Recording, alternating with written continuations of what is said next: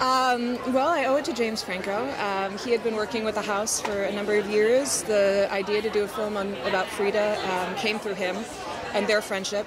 I'd been working with James for a number of years, and when he became interested in the idea of doing a film about the creative process behind a major fashion brand, he approached me. I had obviously a background in documentary, but I grew up in a family that had its roots in fashion. My great aunts were dressmakers and designers from Hungary, and so I grew up in, the zipper stores and fabric shops of the garment district in New York, running errands as a kid. So it was a world that I really loved and drew a lot of inspiration from. And it kind of emerged through a conversation he had with Frida, actually in Rome, at a screening of La Dolce Vita that Gucci had helped restore.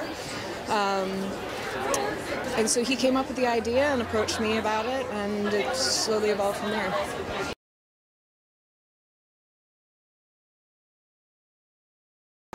It's interesting. When James asked me to work on this project,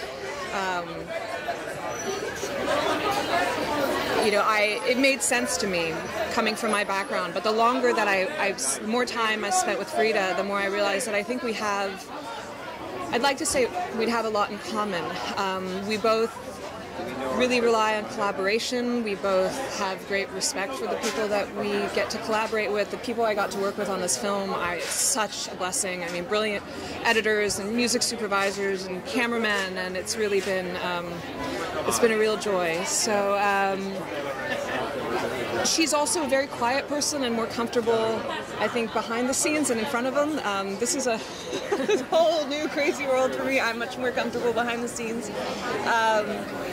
And we're making similar decisions. I mean, being a director, whether it's in cinema or in fashion, is constantly making a series of decisions very instinctually, very quickly often, and all the time. So I feel like I can relate to her.